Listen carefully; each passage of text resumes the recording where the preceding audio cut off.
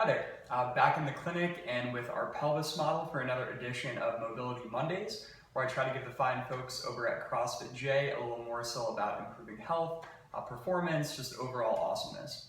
Now, last week we discussed how an anterior pelvic tilt at the pelvis could lead to diminished hip range of motion and potential hip or back pain when performing squatting or deadlifting type motions.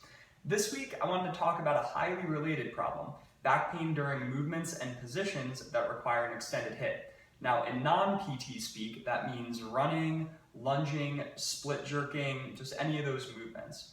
So if we go back to our hip model, we would like the ball, which hangs out here in the socket, to be able to extend not only to vertical, but also slightly past vertical. And keep in mind, that's on a neutral pelvis, meaning that we're not tilted forward a ton at the spine to accomplish that motion at the hip.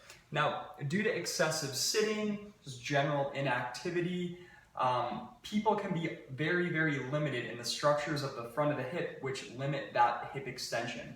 When we don't have the capacity to extend the hip, either to vertical or beyond, then what we're going to start to do is compensate with the back.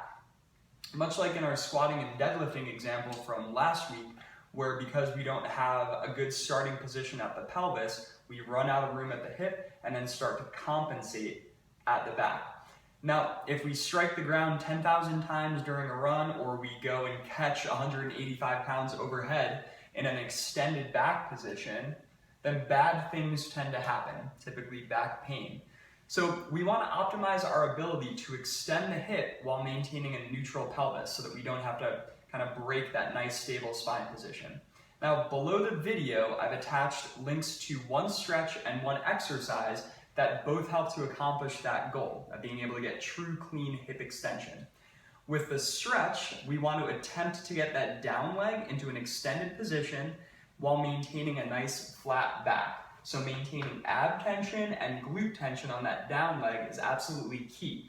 With that exercise, we're basically using the non-working leg to set the pelvis position, and we're using the working leg, which is now positioned kind of neutral, to try to get as much hip extension as possible.